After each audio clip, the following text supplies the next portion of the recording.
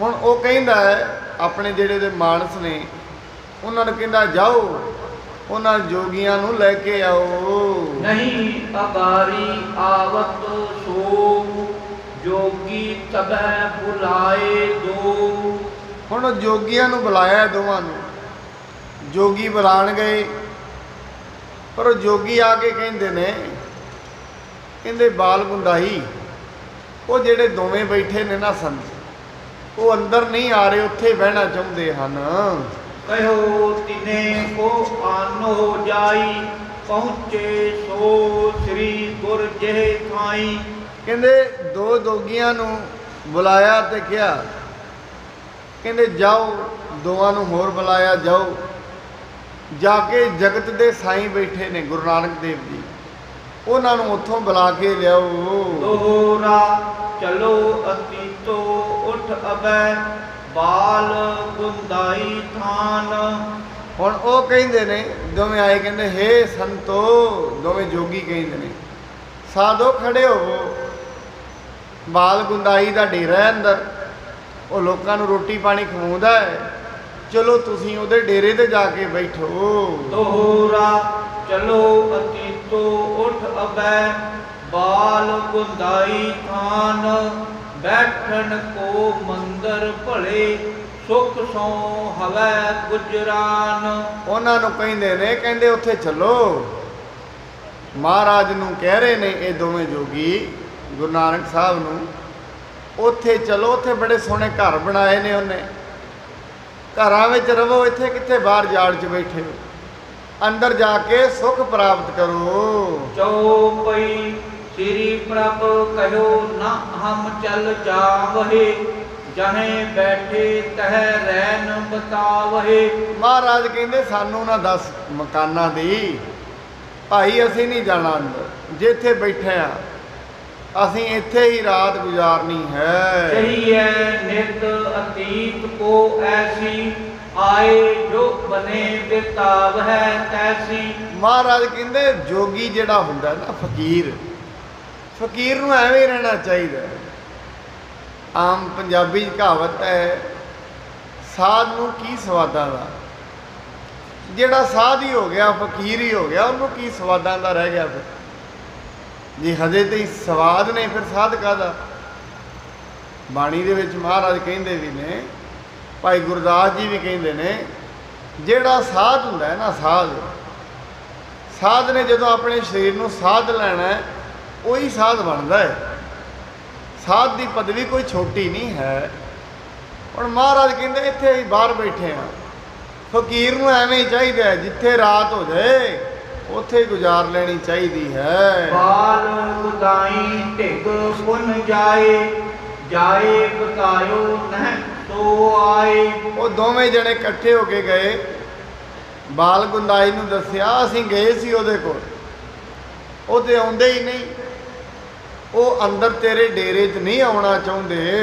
ਇਉਂ ਸੁਨ ਆਪ ਤਹਾਂ ਚੱਲ ਆਇਓ ਜੈ ਥਲ ਬੈਠਿਓ ਪ੍ਰਭੂ ਸੁਹਾਇਓ। ਇਹ ਸੁਣ ਕੇ ਨਾ ਵੀ ਆਉਂਦੇ ਨਹੀਂ, ਉਹ ਫਿਰ ਆਪ ਗਿਆ, ਕਹਿੰਦਾ ਵੀ ਚਲੋ ਮੈਂ ਆਪ ਜਾਣਾ, ਗੁਰੂ ਨਾਨਕ ਸਾਹਿਬ ਨੂੰ ਬੁਲਾ ਕੇ ਲਿਆਉਣਾ। ਉਹਨੂੰ ਨਹੀਂ ਪਤਾ ਹਜੇ ਗੁਰੂ ਨਾਨਕ ਸਾਹਿਬ ਨੇ, ਉਹ ਸਮਝਦਾ ਵੀ ਜੋਗੀ ਨੇ ਕੋਈ ਆਏ ਨੇ। ਉਹ ਆਪ ਗਿਆ, ਜਾ ਕੇ ਹੁਣ ਮਹਾਰਾਜ ਜੀ ਨੂੰ ਕਹਿੰਦਾ, ਸੱਚੇ ਪਾਤਸ਼ਾਹ हे ਜੋਗੀਓ ਚਲੋ ਮੇਰੇ ਘਰ ਚਲੋ। ਆਦਰ ਯੁਤ ਮੁਖ ਬਚਨ ਉਚਾਰੇ ਚਲੋ ਅਤੀ ਕਹੋ ਸੰਗ ਹਮਾਰੇ। ਬੜੇ ਪਿਆਰ ਨਾਲ ਜਾ ਕੇ ਬੇਨਤੀ ਕਰਦਾ ਹੈ। ਸੇਵਾ ਵਾਲੇ ਦੀ ਭਾਵਨਾ ਵੀ ਇਹੀ ਹੁੰਦੀ ਹੈ, ਜਿਹਨੇ ਕੋਈ ਸੇਵਾ ਕਰਨੀ ਉਹਦੇ ਵਿੱਚ ਪ੍ਰੇਮ ਬੜਾ ਹੁੰਦਾ ਤੇ ਉਹਦਾ ਪ੍ਰੇਮ ਹੀ ਜਿੱਤ ਲੈਂਦਾ। ਵੱਡੇ ਵੱਡਿਆਂ ਦੇ ਸੁਭਾਅ ਬਦਲ ਦਿੰਦਾ ਹੈ ਪ੍ਰੇਮ ਇੱਕ ਐਸੀ ਦਵਾ ਹੈ, ਇਹ ਐਸੀ, ਇਹਨੂੰ ਦਵਾਈ ਸਮਝ ਲਓ। ਮਨੁੱਖ ਚੋਖਾ ਵੀ ਜ਼ਹਿਰੀਲਾ ਹੋਏ ਨਾ, ਕ੍ਰੋਧ ਬੜਾ ਹੋਏ, ਉਹਦੇ ਪ੍ਰੇਮ ਦੇ ਜਿਹੜੇ ਬਚਨ ਨੇ ਨਾ ਮਨੁੱਖ ਨੂੰ ਬਦਲ ਦਿੰਦੇ ਨੇ। ਐਸੀ ਦਵਾਈ ਹੈ ਪ੍ਰੇਮ। ਤਾਂ ਹੀ ਕਿਹਾ ਜਾਂਦਾ ਵੀ ਜਦੋਂ ਵੀ ਕੋਈ ਕ੍ਰੋਧ 'ਚ ਹੋਏ ਨਾ, ਉਹਦੇ ਨਾਲ ਫਿਰ ਕ੍ਰੋਧ 'ਚ ਨਾ ਗੱਲ ਕਰੋ। ਜੇ ਕ੍ਰੋਧ 'ਚ ਹੀ ਗੱਲ ਕੀਤੀ ਫਿਰ ਤੇ ਇੱਕੋ ਹੀ ਹੋ ਗਿਆ ਕੰਮ, ਤੇ ਕ੍ਰੋਧ ਨੇ ਟਕਰਾ ਜਾਣਾ ਹੈ, ਫਿਰ ਤੇ ਗੱਲ ਵਧੇਗੀ। ਜਦੋਂ ਵੀ ਕੋਈ ਐਸੀ ਕ੍ਰੋਧ ਦੀ ਬਿਰਤੀ ਦੇ ਵਿੱਚ ਆਉਂਦਾ, ਉਹਨੂੰ ਫਿਰ ਇੱਕ ਹੀ ਚੀਜ਼ ਹੈ ਜਿਹੜੀ ਰੋਕ ਸਕ, ਉਹ ਹੈ ਪ੍ਰੇਮ। ਪ੍ਰੇਮ ਜਿਹੜਾ ਉਹ ਠੱਲ ਪਾ ਲੈਂਦਾ ਕ੍ਰੋਧ ਨੂੰ। ਹੁਣ ਉਹ ਪ੍ਰੇਮ ਨਾਲ, ਆਦਰ ਨਾਲ ਹੱਥ ਜੋੜ ਕੇ ਕਹਿੰਦਾ ਅਤੀਤੋ ਚਲੋ ਮੇਰੇ ਘਰ ਜਾ ਕੇ ਡੇਰਾ ਲਾਵੋ। ਆਵਤ ਮੇਘ ਘਟਾ ਬਰਖਾ ਵਹੇ, ਮੰਦਰ ਮੈਂ ਸੁਖ ਨਿਸਾ ਬਹਾਵਹੇ। ਕਹਿੰਦੇ ਇਸ ਕਰਕੇ ਕਹਿਣ ਲੱਗਿਆ, ਉਹ ਵੀ ਅੱਗੋਂ ਕਹਿੰਦਾ ਜੇ, ਕਹਿੰਦੇ ਜਿਵੇਂ ਹੁਣ ਮੀਂਹ ਆ ਗਿਆ ਤੇ ਬਾਹਰ ਭੇਜਾਂਗੇ, ਇਸ ਕਰਕੇ ਮੇਰੇ ਘਰ ਚੱਲੋ, ਉੱਥੇ ਬੜੇ ਥੱਕੇ ਹੋਵੋਗੇ, ਉੱਥੇ ਬੈਠ ਕੇ ਆਰਾਮ ਦੇ ਨਾਲ ਰਾਤ ਗੁਜ਼ਾਰੋ। ਦੋਹਰਾ ਸ੍ਰੀ ਗੁਰ ਕਹਿ ਅਤੀਤ ਹਮ, ਜੈਸੇ ਬਨ ਹੈ ਆਏ। ਮਹਾਰਾਜ ਜੀ ਕਹਿੰਦੇ ਭਾਈ ਅਸੀਂ ਫਕੀਰ ਆ, ਇਹ ਅੱਜ ਦੇ ਥੋੜੀ ਨਾ, ਤੇਰੇ ਕੋਲ ਨਵੇਂ ਥੋੜੀ ਨਾ ਆਏ ਆ ਬਾਲ ਗੁੰਦਾਈ, ਇਹ ਸਾਰੀ ਦੁਨੀਆ ਹੋ ਗਈ ਹੈ ਸਾਨੂੰ ਘੁੰਮਦੇ ਆ। ਗੁਰੂ ਨਾਨਕ ਸਾਹਿਬ ਗਏ, ਇਹ ਥੋੜੀ ਨਾ ਵੀ ਸੁਲਤਾਨਪੁਰ ਤੋਂ ਤੁਰੇ ਵੀ ਅੱਗੇ ਡੇਰੇ ਸਨ ਵੀ ਉੱਥੇ ਜਾ ਕੇ ਬੈਠਣਾ, ਉੱਥੇ ਬੈਠਣਾ, ਐਵੇਂ ਨਹੀਂ ਸੀ। ਮਹਾਰਾਜ ਜਾਂਦੇ ਕਿਤੇ ਵੱਟਿਆਂ ਵਾਲੇ ਵੀ ਮਿਲ ਜਾਂਦੇ, ਵੱਟੇ ਵੀ ਮਾਰਦੇ ਸੀ ਗੁਰੂ ਨਾਨਕ ਸਾਹਿਬ ਨੂੰ, ਐਵੇਂ ਨਹੀਂ ਸੀ ਨਾ। ਅੱਜ ਐਵੇਂ ਗੁਰਦੁਆਰੇ ਸੀ ਜਦੋਂ ਤੁਰਦੇ ਆ ਵੀ ਅੱਗੇ ਗੁਰਦੁਆਰਾ ਮਿਲ ਜਾਏਗਾ, ਉੱਥੇ ਵਿਸ਼ਰਾਮ ਕਰ ਲਾਂਗੇ, ਐਵੇਂ ਨਹੀਂ ਨਾ। ਅਜੇ ਤੁਰੇ ਨੇ, ਅਜੇ ਤੇ ਮਹਾਰਾਜ ਜਾ ਰਹੇ ਨੇ, ਨਾ ਕਿਸੇ ਨੂੰ ਪਤਾ ਹੈ ਗੁਰੂ ਨਾਨਕ ਸਾਹਿਬ ਨੇ, ਕਿਸੇ ਨੂੰ ਵੀ ਨਹੀਂ ਪਤਾ। ਘਰੋਂ ਤੁਰੇ, ਕਿਤੇ ਵੱਟਿਆਂ ਵਾਲੇ ਮਿਲ ਗਏ, ਕਈ ਐਵੇਂ ਵੀ ਮਿਲੇ ਜਿਨ੍ਹਾਂ ਪਿੰਡ 'ਚ ਵੀ ਨਹੀਂ ਰਹਿਣ ਦਿੱਤਾ। ਰਾਤ ਹੁੰਦੀ ਮਹਾਰਾਜ ਨੂੰ ਭਜਾਉਣਾ ਪਿੰਡੋਂ, ਐਵੇਂ ਨਹੀਂ ਮਿਲੇ ਮਹਾਰਾਜ ਨੂੰ।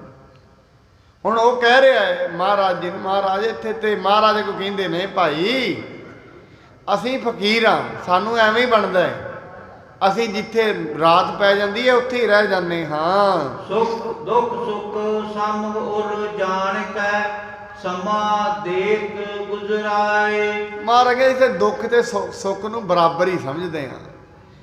ਠੀਕ ਹੈ, ਚੰਗੇ ਘਰ 'ਚ ਪੈ ਗਏ ਤਾਂ ਕੋਈ ਗੱਲ ਨਹੀਂ, ਜੇ ਕਿਤੇ ਬਾਹਰ ਹੀ, ਜੇ ਪਿੰਨੀ ਸਾਗ ਖਾ ਕੇ ਰੋੜਾਂ ਦੀ ਗੁਰਕਰੀ ਵਿਛਾਈ, ਜੇ ਥੱਲੇ ਕੰਕਰਾਂ ਦੇ ਪੈਣਾ ਪੈ ਗਿਆ ਤੇ ਤਾਂ ਵੀ ਕੋਈ ਗੱਲ ਨਹੀਂ। ਸਾਨੂੰ ਤੇ ਦੋਵੇਂ ਹੀ ਚੀਜ਼ਾਂ ਜਿਹੜੀਆਂ ਉਹ ਬਰਾਬਰ ਹੁੰਦੀਆਂ ਹਨ। ਚਉਪਈ ਕਹਿ ਕੈ ਮੰਦਰ ਖੋਜਤ ਫਿਰਹੀ, ਦੇਸ਼ ਵਿਦੇਸ਼ ਗਮਨ ਹਮ ਕਰਹੀ। ਮਹਾਰਾਜ ਕਹਿੰਦੇ ਬਾਲ ਗੁੰਦਾਈ, ਕਿਹਦਾ ਕਿਹਦਾ ਘਰ ਲੱਭਦੇ ਫਿਰਾਂਗੇ, ਅਸੀਂ ਤੇ ਰੋਜ਼ ਹੀ ਤੁਰਨਾ ਹੈ।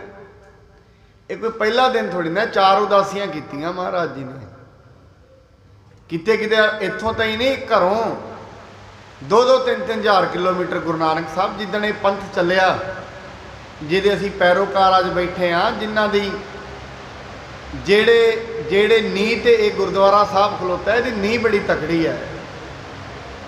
ਇਹ ਜਿੰਨੇ ਗੁਰਦੁਆਰੇ ਅਸੀਂ ਬਣੇ ਵੇਖਦੇ ਆ, ਇਹਨਾਂ ਦੀ ਨੀਂਹ ਗੁਰੂ ਨਾਨਕ ਸਾਹਿਬ ਨੇ ਆਪਣੇ ਪੈਦਲ ਤੁਰ ਤੁਰ ਕੇ ਪਸੀਨਾ ਵਹਾ ਕੇ ਧਰੀ ਹੈ। ਇਹ ਗੁਰਦੁਆਰਿਆਂ ਦੇ ਨੀਹਾਂ ਬੜੀਆਂ ਮਜ਼ਬੂਤਾਂ ਨੇ, ਤਾਂ ਹੀ ਜੁਗੋ ਜੁਗ ਟਲ ਕਿਹਾ ਜਾਂਦਾ ਹੈ। ਇਹ ਜਿਹੜਾ ਪੰਥ ਹੈ ਇਹ ਜੁਗੋ ਜੁਗ ਟਲ ਹੈ। ਬੜੇ ਆਏ ਪੰਥ ਨੂੰ ਢਾਵਾਂ ਲਾਉਣ ਵਾਲੇ, ਪੰਥ ਨੂੰ ਉਜਾੜ ਦਿਆਂਗੇ, ਰਹਿਣ ਨਹੀਂ ਦੇਣੇ। ਇਹੋ ਜਿਹਾ ਵੀ ਟਾਈਮ ਸਿੱਖਾਂ 'ਤੇ ਆਇਆ, 20-30 ਹਜ਼ਾਰ ਸਿੱਖ ਰਹਿ ਗਏ।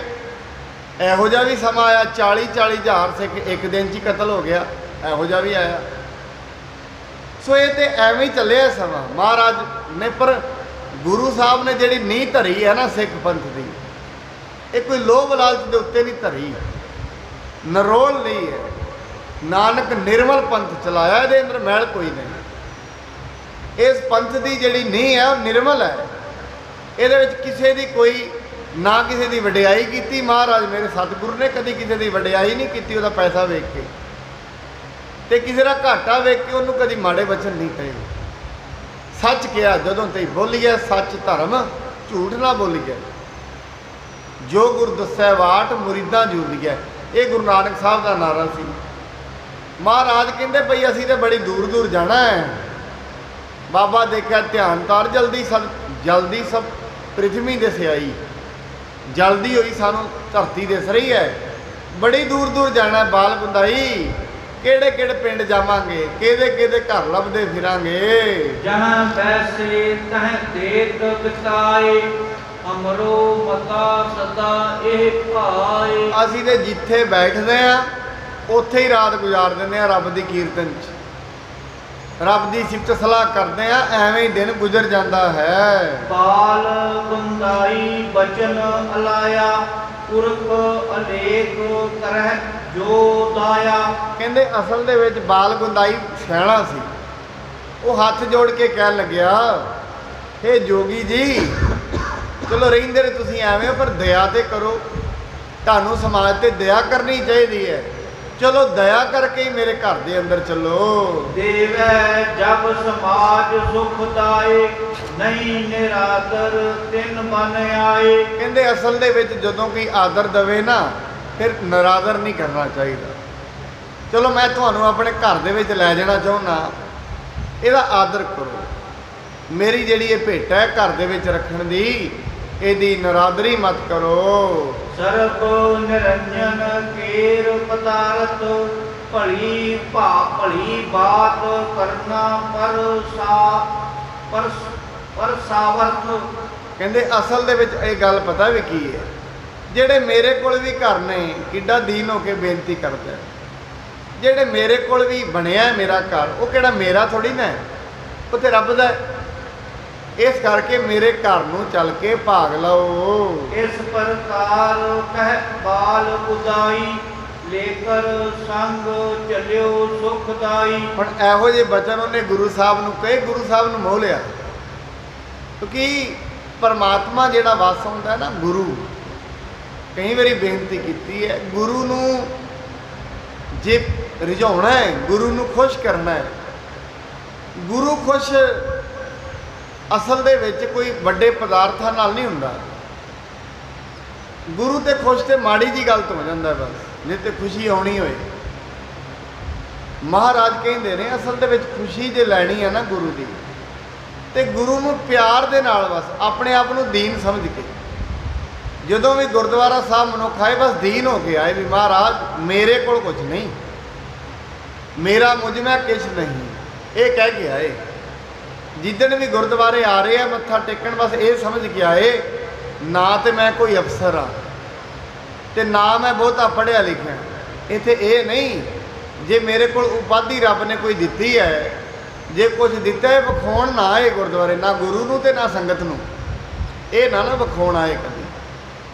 ਜੇ ਗੁਰੂ ਨੂੰ ਨਹੀਂ ਵੀ ਵਿਖਾਉਣ ਆਇਆ, ਸੰਗਤ ਨੂੰ ਵਿਖਾਉਣਾ ਹੈ, ਗੁਰੂ ਤਾਂ ਵੀ ਨਾਰਾਜ਼ ਹੈ। ਸੰਗਤ ਵਿੱਚ ਸੰਗਤ ਹਰ ਪ੍ਰਵਸੈ ਜੀਓ। ਜੇ ਕੁਝ ਰੱਬ ਨੇ ਦਿੱਤਾ ਹੀ ਹੈ ਉਹਨੂੰ, ਜੇ ਉਹ ਕਰਕੇ ਗੁਰਦੁਆਰੇ ਵਿਖਾਉਣੀ ਆਇਆ ਕਿਸੇ ਨੂੰ, ਕਿਸੇ ਵੀ ਧਾਰਮਿਕ ਸਥਾਨ ਤੇ ਜਾਏ, ਗੁਰੂ ਤੇ ਤਾਂ ਵੀ ਨਾਰਾਜ਼ ਹੋ ਜਾਂਦਾ ਹੈ। ਇਸ ਕਰਕੇ ਦਇਆ ਕਰਕੇ ਗੁਰੂ ਜਦੋਂ ਵੀ ਵਸ ਵਿੱਚ ਆਉਂਦਾ ਹੈ, ਪਿਆਰ ਦੇ ਨਾਲ ਹੀ ਆਉਂਦਾ ਹੈ। ਦੋਹਰਾ ਨਿੱਕੇ ਘਰ ਮੈਂ ਜਾਏ ਕੈ, ਕੀਨੋ ਬਚਨ ਬਖਾਨ। ਕਹਿੰਦੇ ਅਸਲ ਦੇ ਵਿੱਚ ਆਪਣੇ ਸੁੰਦਰ ਘਰ ਦੇ ਵਿੱਚ ਜਾ ਕੇ ਬਾਲ ਗੁੰਦਾਈ ਨੇ ਫਿਰ ਇੱਕ ਬਚਨ ਕਿਹਾ, ਦੇਖੋ ਸੁਭ ਇਸ਼ਨਾਨ ਏ, ਭਲੋ ਹੋਏ ਗੁਜਰਾਨ। ਕਹਿੰਦਾ ਪਤਾ ਵੀ ਕੀ ਕਹਿੰਦਾ ਗੁਰੂ ਜੀ ਨੂੰ, ਫਿਰ ਕਹਿਣ ਲੱਗਿਆ, ਮਹਾਰਾਜ ਕਿੱਡਾ ਸੋਹਣਾ ਘਰ ਹੈ, ਇਹਦੇ ਵਿੱਚ ਬੈਠੋ, ਇਹਦੇ ਵਿੱਚ ਗੁਜਰਾਨ ਕਰੋ। ਚਉਪਈ ਸ੍ਰੀ ਗੁਰ ਕਹਿਓ ਤਾਹੀਂ ਕੇ ਸੰਗਾ, ਕਇਆ ਦੇਖੋ ਨ੍ਰਿਪ ਲੀਲਾ ਰੰਗਾ। ਗੁਰੂ ਜੀ ਉਹਨੂੰ ਕਹਿਣ ਲੱਗੇ, ਬਾਲ ਗੁੰਦਾਈ ਸਾਨੂੰ ਕੀ ਦੱਸਦਾ ਹੈ, ਇਹ ਵਾਲੀ ਲੀਲਾ ਸਾਨੂੰ ਕੀ ਵਿਖਾ ਰਿਹਾ ਹੈ? ਇਹ ਤੇ ਰਾਜਿਆਂ ਦੀ ਲੀਲਾ ਹੈ, ਸਾਡੇ ਇਹ ਕਿਸੇ ਕੰਮ ਦੀ ਨਹੀਂ। ਬਸਤਰ ਕੋਸ ਕੋ ਜਬੈ ਦਿਖਾਇਓ, ਭਾਂਤ ਭਾਂਤ ਕੋ ਰੰਗ ਸੁਹਾਇਓ। ਹੁਣ ਉਹ ਪਤਾ ਕੀ ਕਰਦਾ, ਉਹਨੇ ਅਲਮਾਰੀ ਖੋਲੀ ਆਪਣੀ ਕੱਪੜਿਆਂ ਵਾਲੀ।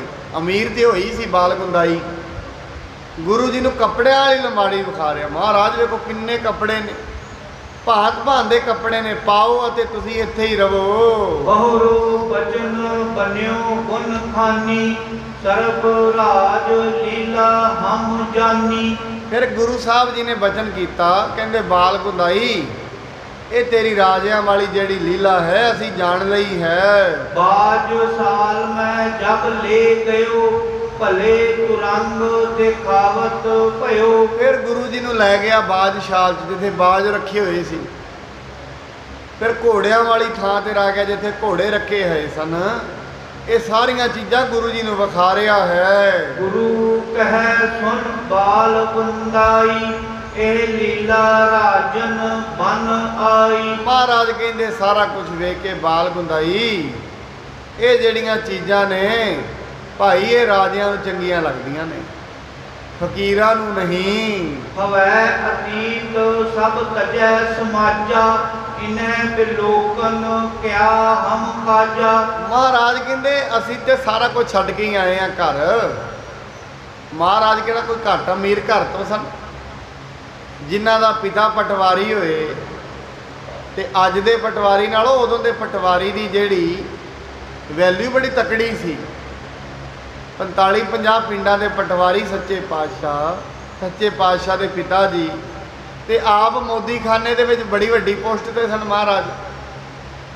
ਮਹਾਰਾਜ ਕਹਿੰਦੇ ਸਾਨੂੰ ਨਾ ਵਿਖਾ, ਸਾਡੇ ਕਿਸੇ ਕੰਮ ਦੀ ਨਹੀਂ, ਅਸੀਂ ਇਹ ਸਾਰਾ ਕੁਝ ਛੱਡ ਆਏ ਹਾਂ।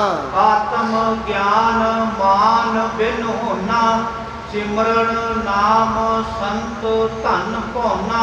ਮਹਾਰਾਜ ਕਹਿੰਦੇ ਹੰਕਾਰ ਤੋਂ ਹਟ ਕੇ ਅੰਦਰ ਆਤਮ ਗਿਆਨ ਹੋਣਾ ਚਾਹੀਦਾ ਹੈ ਮਨੁੱਖ ਦੇ। ਅਸਲ ਦੇ ਵਿੱਚ ਜਿਹੜੇ ਸੰਤ ਨੇ ਉਹਨਾਂ ਦਾ ਤਾਂ ਇੱਕੋ ਕੰਮ ਹੈ, ਬਸ ਸਿਮਰਨ ਕਰਦੇ ਰਹਿਣਾ ਚਾਹੀਦਾ ਹੈ। ਹਮ ਤੁਮ ਕੋ ਸੋ ਦੇਖਨ ਚਾਹੀਏ, ਜੇ ਕੋ ਪਾਏ ਪਰਮ ਸੁਖ ਲਹੀਐ। ਮਹਾਰਾਜ ਕਹਿੰਦੇ ਸਾਨੂੰ ਤੇ ਉਹ ਚੀਜ਼ਾਂ ਵਿਖਾ ਜਿਹੜੀਆਂ ਚੀਜ਼ਾਂ ਵੇਖਣ ਦੇ ਨਾਲ ਪਰਮ ਸੁਖ ਪ੍ਰਾਪਤ ਹੁੰਦਾ। ਇਹ ਤੇ ਅਲਪ ਸੁਖ ਨੇ। ਅਲਪ ਸੁਖ ਕਿਵੇਂ ਹੋਏ? ਅੱਜ ਰੋਟੀ ਖਾਓ ਉਦੋਂ ਹੀ ਸਵਾਦ ਆਇਆ, 2 ਘੰਟੇ ਬਾਅਦ ਕੁਝ ਵੀ ਨਹੀਂ, ਅਲਪ ਸੁਖ ਹੋਇਆ। ਬਿਨ ਸਜਾਏ ਜੋ ਨਿਮਖ ਮੈਂ, ਸੋ ਅਲਪ ਸੁਖ ਬਣੀ ਹੈ, ਅਲਪ ਸੁਖ ਹੈ। ਹੁਣ ਤੁਸੀਂ ਕੋਈ ਪਦਾਰਥ ਖਾਓ, ਉਹਦਾ ਜਿਹੜਾ ਰੰਗ ਹੈ 2 ਘੰਟੇ ਬਾਅਦ ਫਿੱਕਾ ਪੈ ਜਾਏਗਾ। ਨਵਾਂ ਕੱਪੜਾ ਪਾਓ, 5-7 ਦਿਨਾਂ ਬਾਅਦ ਰੰਗ ਫਿੱਕਾ ਪੈ ਜਾਏਗਾ। ਨਵਾਂ ਮਕਾਨ ਬਣਾਓ, 5-7 ਸਾਲਾਂ 'ਚ ਫਿੱਕਾ ਪੈ ਜਾਏਗਾ। ਨਵੀਂ ਗੱਡੀ ਲਓ, ਫਿੱਕਾ ਪੈ ਜਾਏਗਾ। ਇਹ ਤੇ ਅਲਪ ਸੁਖ ਨੇ, ਇਹ ਤੇ ਫਿੱਕੇ ਪੈ ਜਾਂਦੇ ਨੇ। ਅੱਜ ਨਹੀਂ ਪੈਣਗੇ, 2 ਦਿਨਾਂ 'ਚ ਪੈ ਜਾਣਗੇ। ਹੁਣ ਇੱਕ ਗੱਲ ਹੋਰ ਵੀ ਹੈ, ਜਿਹੜਾ ਮਨੁੱਖ ਬਜ਼ੁਰਗ ਹੋ ਗਿਆ ਹੈ ਉਹਦੇ ਵਾਸਤੇ ਹੁਣ ਖਾਣ ਪੀਣ ਦੇ ਰੰਗ 'ਤੇ ਫਿੱਕੇ ਪੈ ਗਏ ਨੇ, ਅਲਪ ਹੀ ਹੋਏ। ਜੇ ਮਨੁੱਖ ਨਾਮ ਜਪੇ, ਜਿਉਂ-ਜਿਉਂ ਬਜ਼ੁਰਗੀ ਵੀ ਜਾਂਦਾ ਜਾਏਗਾ ਸੁੱਖ ਵੱਧਦਾ ਹੀ ਜਾਣਾ ਹੈ। ਨਾਮ ਦਾ ਸੁੱਖ ਵੱਧਦਾ ਜਾਂਦਾ ਹੈ, ਪਦਾਰਥਾਂ ਦਾ ਘਟਦਾ ਜਾਂਦਾ ਹੈ। ਜਿਉਂ-ਜਿਉਂ ਉਮਰ ਵੱਧਦੀ ਜਾਂਦੀ ਹੈ ਨਾ ਮਨੁੱਖ ਨੂੰ ਕੋਈ ਅੱਗੇ ਹਜ਼ਮ ਹੁੰਦਾ ਹੈ, ਨਾ ਦੰਦ ਰਹਿੰਦੇ ਨੇ। ਬਾਣੀ ਤੇ ਗੱਲ ਕਹਿੰਦੀ ਹੈ। ਅਸਲ ਦੇ ਵਿੱਚ ਹੇੜੇ ਮੁੱਤੀ ਧਾਸ ਜਾਨੀ ਚਲ ਗਏ। ਇਸ ਸ਼ਲੋਕ ਦੇ ਵਿੱਚ ਫਰੀਦ ਸਾਹਿਬ ਕਹਿੰਦੇ ਨੇ, ਚੱਬਣ ਚੱਲਣ ਰਤਨ ਸੇ ਸੁਣੀਅਰ ਬਹਿ ਗਏ। ਮਨੁੱਖ ਬਜ਼ੁਰਗ ਹੁੰਦਾ ਹੈ, ਚੱਬਣ ਦਾ ਮਤਲਬ ਦੰਦ, ਚੱਲਣ ਦਾ ਮਤਲਬ ਰੱਤਾ। ਚੱਬਣ ਚੱਲਣ ਰਤਨ, ਅੱਖਾਂ ਬਹਿ ਜਾਂਦੀਆਂ ਨੇ। ਸੇ ਸੁਣੀਅਰ ਬਹਿ ਗਏ, ਹੇੜੇ ਮੁੱਤੀ ਧਾ ਸੇ ਜਾਨੀ ਚੱਲ ਗਏ। ਜਦੋਂ ਜਿਉਂ-ਜਿਉਂ ਬਜ਼ੁਰਗੀ ਆਉਣੀ ਹੈ, ਲੱਤਾਂ ਨੇ ਕੰਮ ਛੱਡ ਦੇਣਾ, ਅੱਖਾਂ ਨੇ ਛੱਡ ਦੇਣਾ, ਕੰਨਾਂ ਨੇ ਵੀ ਛੱਡ ਦੇਣਾ। ਇਸ ਕਰਕੇ ਮਹਾਰਾਜ ਕਹਿੰਦੇ ਨੇ ਜਿਉਂ-ਜਿਉਂ ਇਹ ਤੇ ਸੁੱਖ ਐਸੇ ਨੇ ਜਿਹੜੇ ਵਿਸਰ ਜਾਣਗੇ। ਅੱਜ ਨਹੀਂ ਵਿਸਰਨਗੇ, ਬਜ਼ੁਰਗੀ 'ਚ ਵਿਸਰ ਜਾਣਗੇ। ਹੁਣ ਬਜ਼ੁਰਗੀ ਦੇ ਵਿੱਚ ਥੋੜ੍ਹੀ ਨਾ ਘੋੜੇ ਦੇ ਉੱਤੇ ਸੈਰ ਕਰੇਗਾ। ਬਜ਼ੁਰਗੀ ਦੇ ਸਰੀਰ ਆਪਣਾ ਵੈਸੇ ਨਹੀਂ ਸੰਭਾਲਿਆ ਜਾਂਦਾ, ਘੋੜੇ ਦੀ ਸੈਰ ਤੇ ਦੂਰ ਦੀ ਗੱਲ ਹੈ। ਮਹਾਰਾਜ ਕਹਿੰਦੇ ਇਸ ਕਰਕੇ ਸਾਨੂੰ ਤੇ ਉਹ ਚੀਜ਼ ਵਿਖਾ ਜਿਹੜੀ ਬਜ਼ੁਰਗੇ ਵਿੱਚ ਵੀ ਆਨੰਦ ਪੂਰਾ ਹੀ ਦੇਵੇ। ਬਸ ਉਹ ਸਿਰਫ ਰੱਬ ਦਾ ਨਾਂ ਹੀ ਹੈ। ਰੱਬ ਦਾ ਜਾਂ ਨਾਂ ਜੇ ਮਨੁੱਖ ਜਵਾਨੀ ਤੋਂ ਹੀ ਜਪਣਾ ਸ਼ੁਰੂ ਹੋ ਗਿਆ, ਬਜ਼ੁਰਗੀ 'ਚ ਤੇ ਪੂਰੇ ਆਨੰਦ 'ਚ ਰਹੇਗਾ। ਬਜ਼ੁਰਗੀ ਤੇ ਹੀ ਆਉਂਦਿਆਂ ਜਦੋਂ ਸਰੀਰ ਬੁੱਢਾ ਹੋ ਜਾਏਗਾ, ਉਦੋਂ ਤੇ ਬੜਾ ਗਿਆਨ ਉਹ ਪ੍ਰਾਪਤ ਕਰ ਲੈਂਦਾ ਹੈ। ਚੈਨ ਪਦਾਰਥ ਕੋ ਜੋ ਹੋ, ਇਨ ਤੇ ਲਖੋ ਵਿਰੋਧੀ ਸੋ। ਮਹਾਰਾਜ ਕਹਿੰਦੇ ਇਸ ਕਰਕੇ ਜਿਹੜੇ ਮਨੁੱਖ ਨਾ ਇਹਨਾਂ ਪਦਾਰਥਾਂ ਦੀ ਇੱਛਾ ਰੱਖਦੇ ਨੇ ਨਾ, ਉਹਨਾਂ ਨੂੰ ਵਿਰੋਧੀ ਜਾਣੋ ਤੁਸੀਂ ਪਰਮਾਤਮਾ ਦੇ ਸੁੱਖ। ਜਿਹੜਾ ਪਰਮੇਸ਼ਰ ਦਾ ਸੁੱਖ ਹੈ ਉਹ ਵਿਰੋਧੀ ਵਾਸ ਹੈ ਉਹਦਾ। ਉਸ ਸੁੱਖ ਦਾ ਤੇ ਨਾਮ ਦਾ ਵਿਰੋਧ ਹੈ।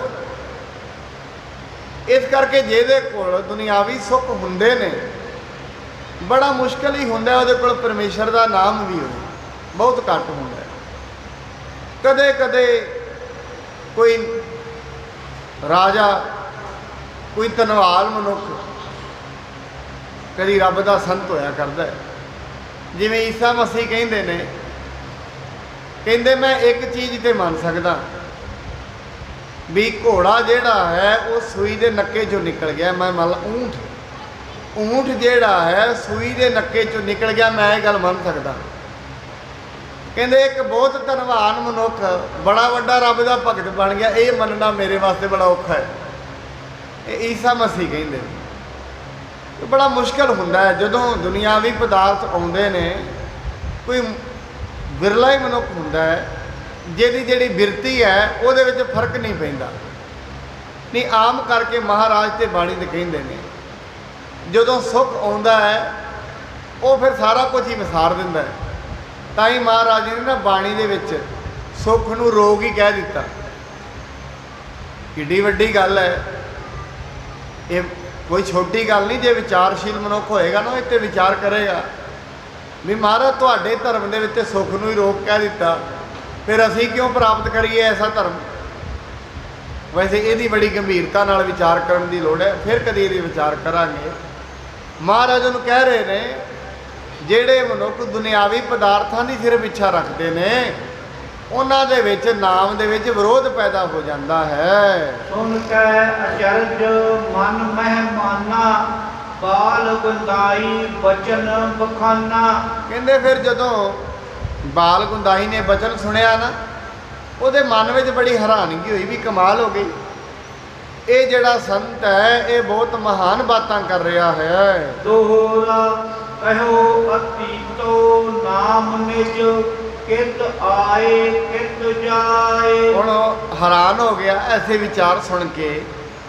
ਫਿਰ ਜਦੋਂ ਮਨੁੱਖ ਹੈਰਾਨ ਹੋ ਜਾਏ ਨਾ ਕਿਸੇ ਤੋਂ, ਤੇ ਉਹ ਪਤਾ ਨਾ ਹੋਏ, ਆਪਾਂ ਵੀ ਕਦੀ ਹੈਰਾਨ ਹੁੰਦੇ ਆ ਨਾ। ਜਿਹੜਾ ਸਿਆਣਾ ਮਨੁੱਖ ਹੁੰਦਾ ਹੈ, ਜੇ ਕਿਸੇ ਬੱਚੇ ਦੀਆਂ ਗੱਲਾਂ ਬੜੀਆਂ ਮਹਾਨ ਹੋਣ ਨਾ, ਸਿਆਣਾ ਮਨੁੱਖ ਉਹਨੂੰ ਇਹ ਨਹੀਂ ਪੁੱਛਦਾ, ਉਹਨੂੰ ਇੱਕ ਹੀ ਚੀਜ਼ ਪੁੱਛਦਾ, ਬੇਟਾ ਤੁਹਾਡਾ ਨਾਂ ਕੀ ਹੈ ਤੇ ਤੁਹਾਡੇ ਪਿਤਾ ਦਾ ਕੀ ਨਾਂ ਹੈ, ਕਿਹੜੀ ਕੁੱਲ ਚੋਂ ਤੇ ਕਿੱਥੋਂ ਆਏ ਹੋ।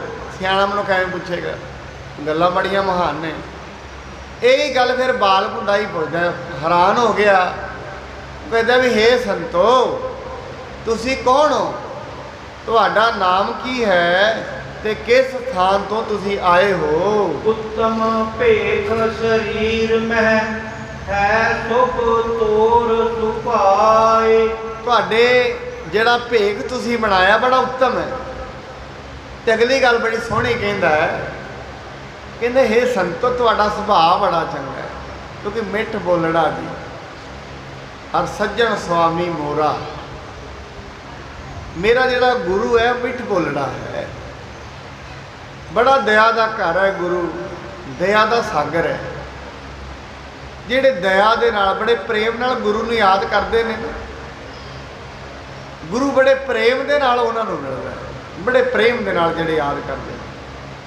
ਹੁਣ ਮਹਾਰਾਜ ਇੱਥੇ ਮਹਾਰਾਜ ਨੂੰ ਕਹਿ ਰਿਹਾ ਵੀ ਹੇ ਸੱਜਣ ਜੀ, ਤੁਹਾਡਾ ਸੁਭਾਅ ਜਿਹੜਾ ਹੈ ਬਹੁਤ ਚੰਗਾ ਹੈ। ਜੋ ਕੋਈ ਨਾਨਕ ਨਿਰੰਕਾਰੀ ਮਮ ਨਾਏ, ਇਹੋ ਕੋ ਬਾਲ ਲੋਕ ਅਲਾਏ।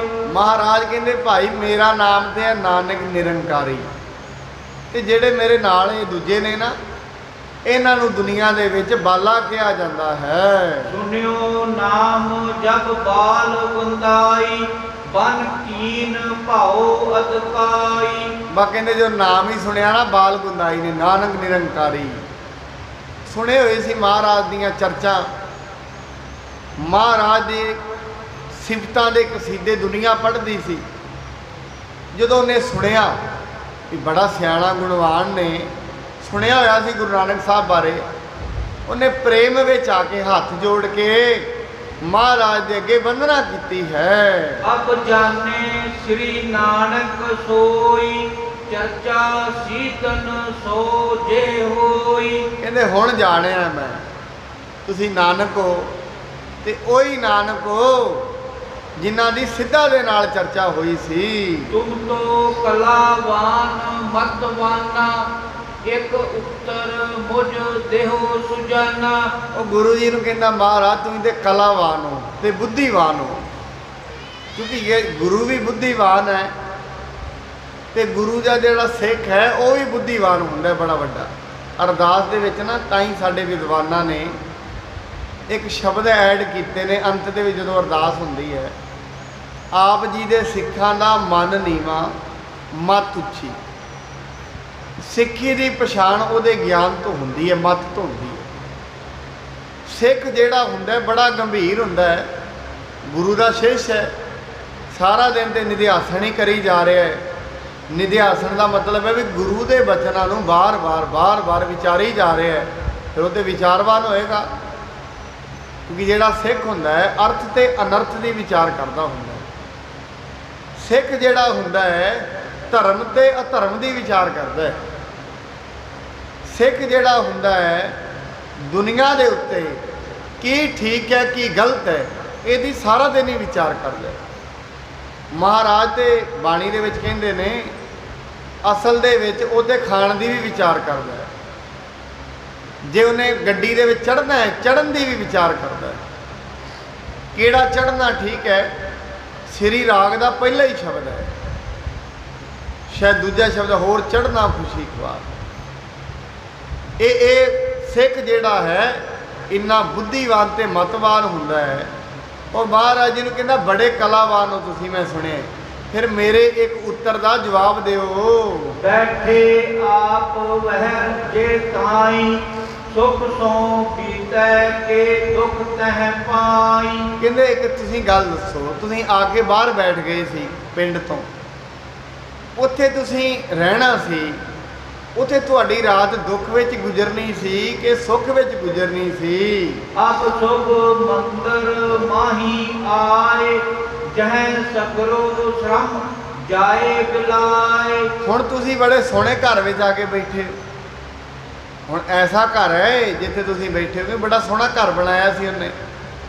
ਇੱਥੇ ਬੈਠਿਆਂ ਤੇ ਮਨੁੱਖ ਦੀ ਜਿਹੜੀ ਥਕਾਵਟ ਹੈ ਵੈਸੇ ਹੀ ਲੈ ਜਾਂਦੀ ਹੈ। ਦੋਹਰਾ ਗੁਰੂ ਭਨਿਓ ਬੈਠੇ ਜਹਾਂ, ਹੋਤ ਜਾਤ ਗੁਜਰਾਨ। ਮਹਾਰਾਜ ਕਹਿੰਦੇ ਜਿੱਥੇ ਅਸੀਂ ਬੈਠੇ ਸੀ ਨਾ, ਉੱਥੇ ਬੈਠਿਆਂ ਹੀ ਸਾਡਾ ਗੁਜ਼ਾਰਾ ਹੋ ਜਾਣਾ ਸੀ। ਜੇ ਫਕੀਰ ਖੋਜੈ ਕਹਾਂ, ਮੰਦਰ ਨੀਕੇ ਕਾਨ। ਕਹਿੰਦੇ ਹੁਣ ਜਿਹੜਾ ਫਕੀਰ ਹੈ ਉਹ ਕਿੱਥੇ ਮੰਦਰ ਖੋਜਦਾ ਫਿਰੇਗਾ? ਜੇ ਫਕੀਰ ਨੇ ਫਕੀਰੀ ਪ੍ਰਾਪਤ ਕਰਕੇ, ਕਿਉਂਕਿ ਦਰਵੇਸ਼ੀ ਨੂੰ ਗਾਖੜੀ ਮੰਨਿਆ, ਫਰੀਦਾ ਦਰ ਦਰਵੇਸ਼ੀ ਗਾਖੜੀ, ਚੱਲਾਂ ਦੁਨੀਆ ਪਤ।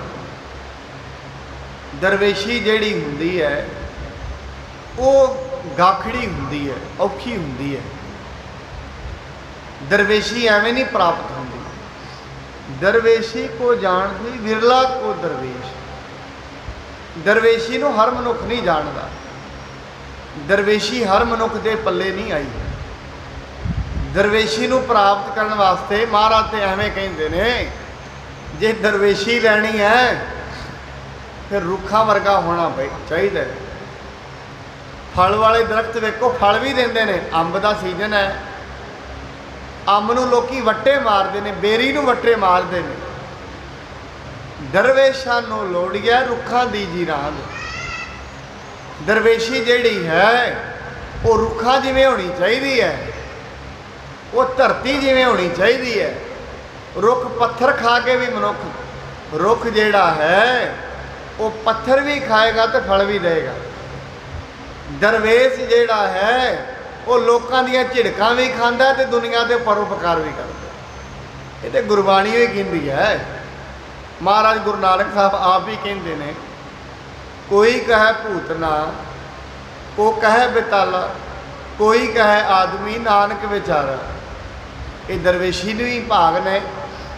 ਲੋਕ ਭੂਤਨਾ ਕਹਿ ਰਹੇ ਨੇ, ਲੋਕ ਵਿਚਾਰਾ ਕਹਿ ਰਹੇ ਨੇ, ਉਹ ਕਹਿ ਭੂਤਨਾ, ਕੋਈ ਬਿਤਾਲਾ ਕਹਿ ਰਹੇ ਨੇ, ਤੇ ਫਿਰ ਵੀ ਘਰੋਂ ਨਿਕਲੇ ਨੇ ਵੀ ਇਹਨਾਂ ਦਾ ਭਲਾ ਕਰਨਾ। ਕਈ ਵਾਰੀ ਤੇ ਭਾਈ ਮਰਦਾਨਾ ਜੀ ਸਨ ਨਾ ਜਿਹੜੇ, ਉਹਨਾਂ ਗੁੱਸੇ 'ਚ ਵੀ ਆ ਜਾਣਾ, ਮਹਾਰਾਜ ਇਹ ਲੋਕ ਸਾਨੂੰ ਪੱਥਰ ਮਾਰਦੇ ਨੇ ਤੇ ਤੁਸੀਂ ਫਿਰ ਇਹਨਾਂ ਦੇ ਭਲੇ 'ਤੇ ਤੁਲੇ ਹੋ, ਇਹ ਕਿਉਂ? ਪੱਥਰ ਮਾਰਨ ਵਾਲਿਆਂ ਦਾ ਭਲਾ ਕੌਣ ਕਰਦਾ? ਮਾਰ ਕੇ ਨਹੀਂ ਮਰਦਾਨਾ ਜੀ, ਇਹ ਅਲਪ ਮਤ ਨੇ, ਇਹ ਜਾਣ ਕੇ ਨਹੀਂ ਪੱਥਰ ਮਾਰਦੇ, ਇਹਨਾਂ ਨੂੰ ਪਤਾ ਹੀ ਨਹੀਂ ਜਿਹਨੂੰ ਇਹ ਪੱਥਰ ਮਾਰਦੇ। ਇਹ ਤਾਂ ਹੀ ਤੇ ਇਹਨਾਂ ਨੂੰ ਉਤਾਰਨ ਆਏ ਆ ਵੀ ਇਹਨਾਂ ਨੂੰ ਪੱਥਰ ਮਾਰਨੇ ਆਉਂਦੇ ਨੇ। ਜਿਵੇਂ ਆਮ ਇੱਕ ਕਹਾਣੀ ਆਉਂਦੀ ਹੈ, ਵੀ ਅਸਲ ਦੇ ਵਿੱਚ ਇੱਕ ਸੰਤ ਨਾ ਦਰਿਆ ਦੇ ਕੰਢੇ ਬੈਠਾ, ਉੱਥੇ ਉਹਦੇ ਹੱਥ ਦੇ ਉੱਤੇ ਬਿੱਛੂ ਚੜ ਗਿਆ। ਬਿੱਛੂ ਡੰਕ ਮਾਰੀ ਜਾਂਦਾ ਹੈ, ਲਹੂ ਲੁਹਾਨ ਉਹਦਾ ਹੱਥ ਹੋ ਗਿਆ ਦਰਵੇਸ਼ ਦਾ। ਆ ਕੇ ਕੋਈ ਪੁੱਛਦਾ ਏ ਸੰਤ ਜੀ, ਆ ਤੁਹਾਨੂੰ ਵੱਢੀ ਜਾ ਰਿਹਾ, ਖੂਨ ਤੁਹਾਡਾ ਚੋਰਿਆ, ਚੁੱਕ ਕੇ ਇਹਨੂੰ ਪਰਾਂ ਮਾਰੋ। ਇਹਨੂੰ ਤੁਸੀਂ ਥੱਲੇ ਸੁੱਟਦੇ ਹੋ, ਪਾਣੀ 'ਚ ਜਾਂਦਾ, ਫਿਰ ਕੱਢ ਲੈਂਦੇ, ਨੂੰ ਬਚਾ ਕਿਉਂ ਰਹੇ ਹੋ?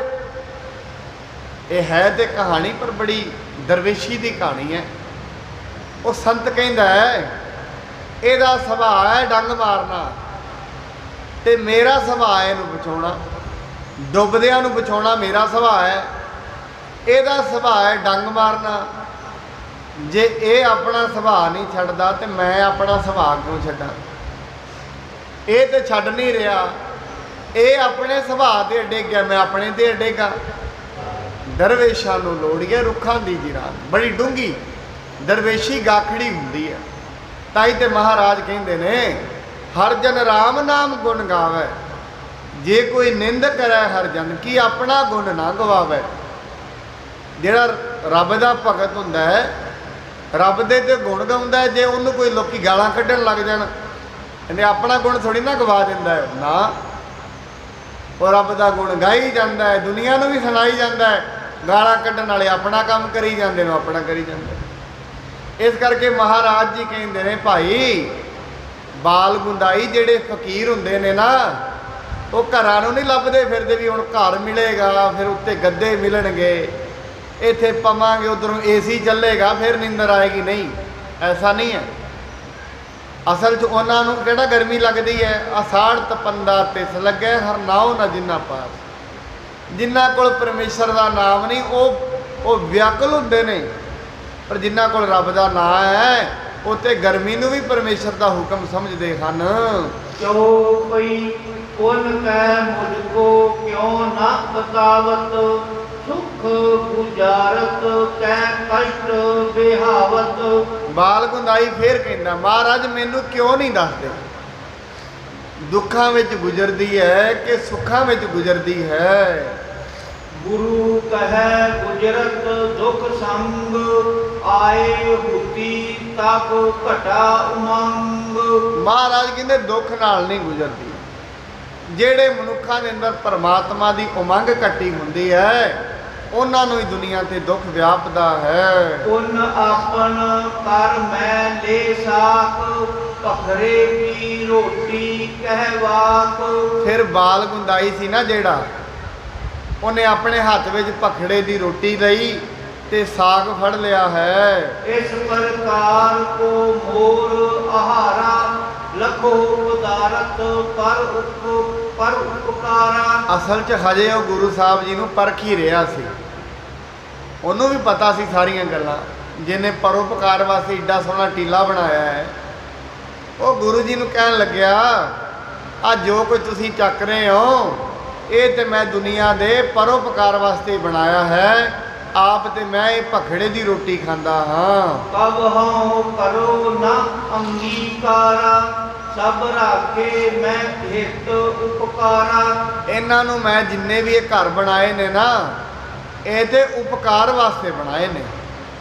ਇਹ ਜਿੰਨੇ ਵੀ ਸੰਤ ਥੱਕ ਕੇ ਆਉਂਦੇ ਨੇ, ਰਾਹੀ ਆਉਂਦੇ ਨੇ, ਇਹ ਤੇ ਰਾਹੀ ਇਹਦੇ ਵਿੱਚ ਬੈਠ ਕੇ ਆਨੰਦ ਮਾਣਦੇ ਹਨ।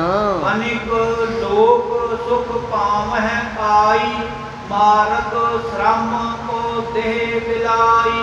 ਜਿੰਨੇ ਵੀ ਲੋਕ ਮੇਰੇ ਘਰ ਦੇ ਕੋਲੋਂ ਲੰਘਦੇ ਨੇ, ਥੱਕੇ ਹੁੰਦੇ ਨੇ, ਮੈਂ ਉਹਨਾਂ ਨੂੰ ਆਪਣੇ ਘਰ ਦੇ ਵਿੱਚ ਆ ਘਰ ਤਾਂ ਹੀ ਏਡਾ ਸੋਹਣਾ ਬਣਾਇਆ ਹੈ, ਉਹਨਾਂ ਨੂੰ ਵਿਸ਼ਰਾਮ ਕਰਾਉਣਾ ਤੇ ਉਹ ਆਪਣੀ ਥਕਾਵਟ ਲਾ ਲੈਂਦੇ ਹਨ।